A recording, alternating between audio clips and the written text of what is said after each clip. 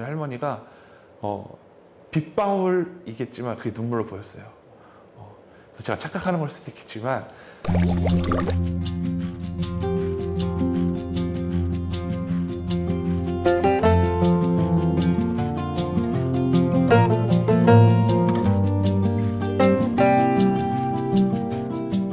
목사님 먼저 자기소개 부탁드립니다. 네, 안녕하십니까. 저는 서울시 은평구에서 사역하고 있는 드림교회 조현신 목사라고 합니다. 운동을 좋아하고 또 친구들과 뛰어노는 걸 좋아했었는데 그러다 보니까 자연스럽게 이제 대학교 진학하기 전에 이제 체대를 가야겠다는 생각을 많이 갖게 됐어요. 이제 입시날이 다가와서 아버지께서 이제 대학 진학을 쓰는데 가군에다가 신학대학을 한번 넣어봐라. 나군과 다군은 체대를 넣었는데 가군에는 신학대학을 넣어라. 너는 무조건 목사가 돼야 된다. 라는 말씀이 있으셔서 어쩔 수 없이 이제 가군에 신학대학을 넣고 나군과 다군에 체대를 넣습니다. 근데 이제 실기 준비를 할 때는 항상 제가 만점을 받아서 체대를 갈 수 있을 거다라는 확신이 있었어요. 그래서 준비를 했는데 아버지께서 어느 날 저를 부르시더니 이렇게 말씀하시는 거예요. 현신아, 너가 체대가 떨어지고 신학대학 가기를 기도하고 있다. 라고 말씀하시는 거예요. 그래서 제가 아버지한테 그랬어요. 저도 기도하고 있어요. 누가 이긴 한번 봐요. 라고 했는데 결국 하나님께서 아버지의 기도를 들어주셨어요. 결국에 신학대학을 가게 됐고 그곳에 가서 이제 방황을 많이 했습니다. 1학년 때까지 술과 담배를 많이 이렇게 학교 앞에서 하게 됐고 또 신학생들 이렇게 꼬셔가지고 이제 포장마차도 가고 막 그랬었거든요. 근데 어느 날 갑자기 찬양이 너무 좋은 거예요. 찬양이 귀에 들리기 시작했고 그래서 찬양팀에 들어가게 됐는데 이제 체프를 드리는데 그곳에서 찬양을 부르다가 하나님 이런 말 주셨어요. 부끄럽지 않냐. 너가 정말 이 신학대학 다니고 이곳까지 왔는데 너의 마음 가운데 부끄럽지 않냐 라는 마음을 주시더라고요. 그래서 저는 잘못 들었겠지 라는 생각을 하면서 그냥 찬양을 구경했어요. 근데 계속 그 마음을 주시는 거예요. 그래서 찬양이 끝날 때쯤 무릎을 꿇고 저도 모르게 그 자리에서 펑펑 울면서 하나님께 기도했어요. 하나님, 제가 하나님 뜻이라면 제 몸과 마음을 바쳐서 하나님을 위해 일하겠습니다. 그게 계기가 돼서 제 목회자의 길을 준비하고 그 길을 가게 되었습니다. 제가 신학교 다니면서 그 찬양 시간에 무릎 꿇고 하나님 앞에 서원했던 그 시간에 그때 개척의 마음을 이미 하나님이 주셨던 것 같아요. 그때부터 변함없이 신학생 때부터 지금까지 개척의 마음을 하나님 주셔서 부교육자 생활할 때도 나는 언젠가 개척할 거야 라는 마음을 하나님 계속 주셨어요. 근데 제가 부교육자 생활을 한 3, 4년 정도 했는데 그러다 어느 한 교회에서 이제 제가 청소년부와 청년부를 맡게 됐었는데 적은 인원이 아니었었거든요. 둘 다. 그래서 60명 이상 정도 되는 그 인원들이었는데 또 교육부서 전체 담당을 또 목사님께서 맡겨주셨는데 그때 제가 좀 약간 번아웃이 됐었던 것 같아요. 그러다 보니까 공황장애가 갑자기 찾아와서 회복될 때까지 기도를 열심히 하고 또 이렇게 신앙생활 점검을 하면서 안 되겠다. 내가 정말 이렇게 형식적인 사역을 하기보다는 정말 내가 무릎 꿇고 기도하고 정말 내가 하나님 앞에 간절하게 구하는 사역을 해야겠다. 힘들고 어렵지라도. 그래서 개척의 꿈을 버리지 않고 그때 아내에게 이제 다가가서 아내한테 말했죠. 나 개척할래 라고 말했어요. 그때 아내는 감사하게도 해 이러더라고요. 그래서 너무 큰 힘이 되어서 이제 개척을 하게 되었습니다. 네. 또 아버지와 제가 이제 스피커를 낑낑 힘들게 이렇게 가지고 올라오는데 어디서 제 이름을 부르는 거예요. 현신이 형 이러는 거예요. 그래서 내가 누구지 딱 봤더니 초등학교 때부터 알았던 동생이 저를 알아보고 이름을 불렀던 거죠. 그러더니 제가 이렇게 무겁게 아버지가 들고 가는 그 스피커를 들고 가는 모습을 보고 그 친구가 이곳 교회가 3층인데 3층까지 도와줬어요. 근데 그때 교회가 이제 다 꾸며지지가 않고 이제 부족한 것이 많아서 에어컨이 없었거든요. 한여름에. 그래서 그 친구에게 제가 물을 대접하면서 미안해, 에어컨이 없네, 더웠지? 라고 하면서 이렇게 얘기를 했더니 그 친구가 저한테 그러는 거예요. 형, 나 에어컨 사업해? 이러는 거예요. 정말? 그랬죠. 그 친구가 내가 싸게 해줄게 라고 말을 하더라고요. 그래서 냉큼 물었죠. 그래, 싸게 해줘. 그러면 이렇게 해서 진행했는데 그 친구가 교회를 나오기 시작한 거예요. 근데 혼자 나온 게 아니라 이제 그때 같이 함께 지냈던 친구들, 동생들까지 같이 또 누나들까지 같이 데리고 나왔는데 또 어느 날 이단이 저희 교회 문 앞에 쓰레기 더미와 또 부동액, 자동차 부동액 이제 1.5리터 3통을 교회 앞에 두고 가더라고요. 그래서 그걸 보고 놀래가지고 아, 교회 CCTV가 필요하겠다라는 생각에 성도들한테 기도하자고 했어요. CCTV 위해서 기도하자. 그런데 그때 마침 왔던 동생 한 명이 또 CCTV 사업을 하는 거예요. 그래서 이렇게 저렇게 하나님이 인도하셔서 정말 이 교회를 채우시게 했고, 드림교회는 일단 뜻은 모든 사람들이 다 알 수 있을 것 같아요. 드림은 이제 영어로 꿈이잖아요. 그 꿈을 한글로 하나님 앞에 드리다라는 뜻입니다. 그러니까 꿈을 하나님 앞에 드림. 요한복음 6장에 보면 오병이어 기적이 나오잖아요. 그때 한 아이가 보리떡 5개와 물고기 2마리를 예수님께 가져왔어요. 그것은 정말 아무것도 아니었죠. 5천 명이 먹기에 너무 부족하고 보이지 않는 너무 작은 음식들이었지만 예수님께서 그것을 사용하시고 역사하셨더니 5천 명이 먹고 12광주리가 남게 된다는 걸 모두 다 아실 거예요. 그래서 내가 작은 그 꿈을 예수님에게 드리면 예수님은 그 작은 꿈을 통해서 역사하시는 교회가 되자라는 뜻으로 이 드림교회로 이름을 지었고요. 이제 창립 예배가 1년 됐고요. 그 전에 1년 정도 준비 과정이 있었습니다. 네. 이제 제 아내와 이제 막 3살 된 아들과 저희 집에서 3명이서 식탁에 앉아가지고 기타 치면서 찬양하고 또 같이 성경 보고 예배를 드렸는데 한 20분 만에 끝난 것 같아요. 20분 만에 끝나서 와, 너무 짧아서 좋다, 이 마음이 있었는데 2가지 감정이 들었어요. 첫 번째는 너무 감사하다. 이렇게 3명밖에 되지 않지만 그래도 하나의 교회가 또 세워졌잖아요. 너무 작고 초라하지만 예수님이 기뻐하실 거라는 마음이 너무 많이 강하게 들었었고요. 또 한 가지의 마음은 우리 아내와 아들한테 너무 미안했어요.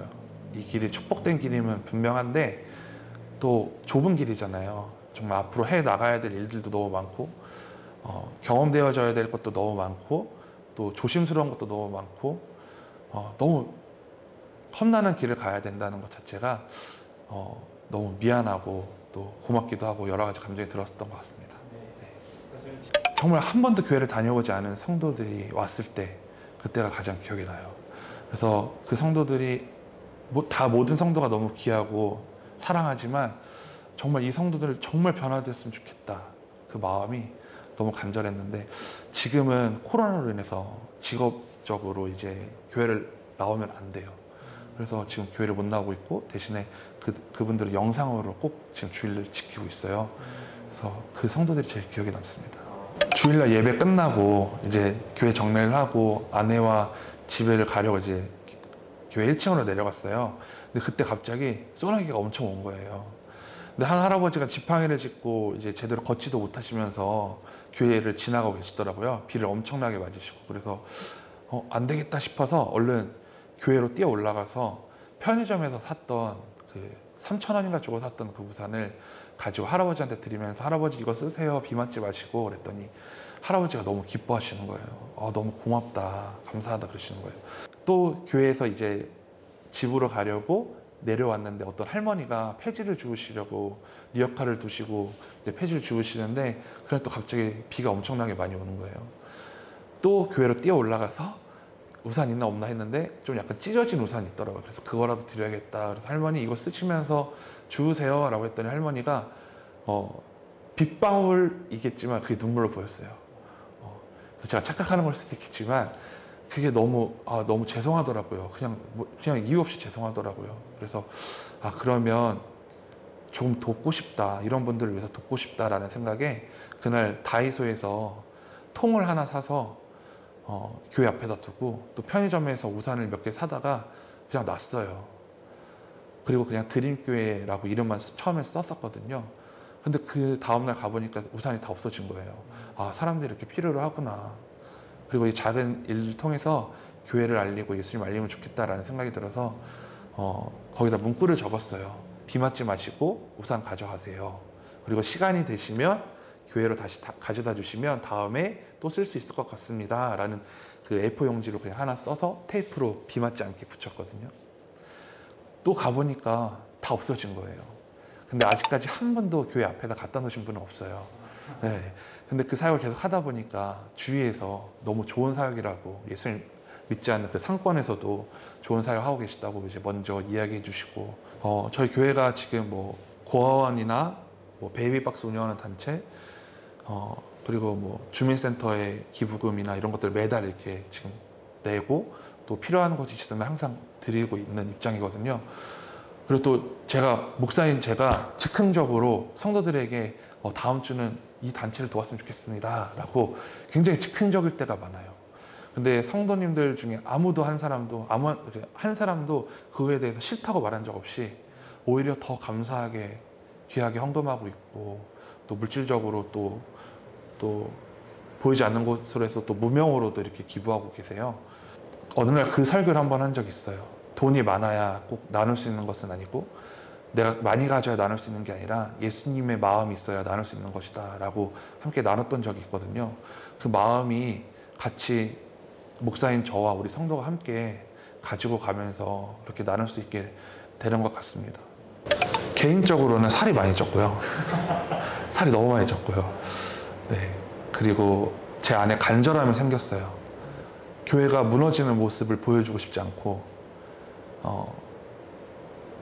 성도들에게도 많이 얘기하는 게, 이렇게 우리가 드려질 때마다 얘기하거든요. 후원할 때마다 드려지는 교회가 무너지지 않는 모습을 보였으면 좋겠다. 영적으로 더 훈련받고 또 우리가 물질적으로 더 드려져서 그렇게 이렇게 드려지는 교회도 이렇게 잘 되네 라는 모습을, 잘 된다는 게 숫자적인 부흥이 아니라 행복하네 라는 것들이 보였으면 좋겠다는 마음이 너무 간절해졌고요. 또 우리 성도들도 처음에는 저희 교회 성도들이 교회를 오래 다닌 성도들이 없어요. 이제 새 신자거나 아니면 이제 교회를 다니다가 중간에 서서 다시 나온 성도들이 많거든요. 그 성도들이 조금씩 제 눈에는 예수님의 사람으로 변화되는 모습이 정말 보여서 너무 감사해요. 그래서 저는 교회는 행복한 가정이 되어야 된다고 생각해요. 행복한 가정은 특징은 이제 힘들 때 같이 힘들어하고 울 때 같이 울고 웃을 때 같이 웃잖아요. 모든 성도들이 그렇게 됐으면 좋겠고요. 또 아침이 되면 각자 일터로 흩어지잖아요. 이제 뭐 학교로 직장으로 흩어지잖아요. 우리가 이렇게 행복한 모습으로 예배하고 섬기다가 이제 교회에서 집으로 돌아갈 때, 일터로 돌아갈 때 돌아가서 열심히 일을 하는 거죠. 예수님의 일을, 복음을 전하는 일, 그런 교회를 꿈꾸고 있습니다. 네. 다 어떤 목사님들이랑 다 마찬가지일 것 같은데 가장 행복할 때는 성도들이 변할 때예요. 네. 그래서 막 성도들이 자랑할 때, 목사님 저 이렇게 했어요. 저 성경 이만큼 읽었어요. 물어보지도 않았는데 와서 이렇게 먼저 이렇게 이야기하면 그 모습이 너무 어린아이 같지만 너무 사랑스러워요. 진짜 고맙고 감사하고, 이렇게 목사와 같이 함께 예배하면서 이렇게 변화된 모습을 보여줄 때가 가장 행복하고요. 반대로 가장 힘들고 외로울 때는 그 반대의 모습일 때, 힘들어하고 어려워하는 모습은 알겠는데 예수님을 잃어버리려고 할 때가 가장 진짜 마음이 아프고 힘든 것 같아요. 정말 하나님 앞에 인정받는 교회가 되고 싶어요. 그래서 한 성도 한 성도가 나고자 없이 모두가 다 은혜의 삶을 살았으면 좋겠고, 또 그것이 또 이어져서 드려지는 삶, 하나님 앞에 그렇게 내 꿈과 비전과 내 모든 삶을 하나님 앞에 그렇게 드려지는 삶을 살 수 있게 해달라고 기도하고, 또 그것이 기도 제목입니다. 네. 제가 개척을 준비하면서부터 트럭 사역을 하고 싶었어요. 이제 레크레이션 강사, 그다음에 셰프, 그리고 바리스타, 그리고 복음을 전하는 저, 그리고 옆에서 도와주시는 분 한 분, 이렇게 해서 5명이서 정말 사랑받지 못하는 곳을 이렇게 누비면서 이렇게 섬기고 싶었던 것이 제 비전이었거든요. 근데 그 꿈을 이룰 수 있도록 저희 드림교회가 함께 기도하고 싶어요. 그리고 많은 분들에게 알려서 이 사역을 함께 하고 싶은 분들이 계시다면 함께 준비했으면 좋겠고, 이렇게 함께 나누고 싶습니다.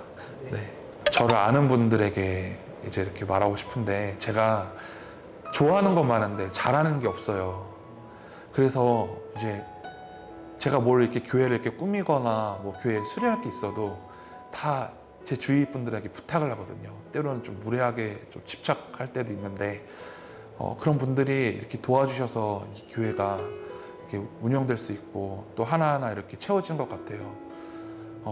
근데 그분들께 이렇게 제가 또 성격상 너무 감사합니다 이렇게 말을 해야 되는데, 이제 또 성격상 이렇게 막 이렇게 따뜻하게 말 한마디 못할 때가 있거든요.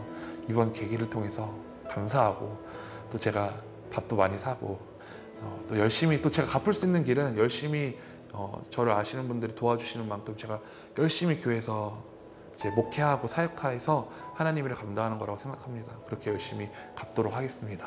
네.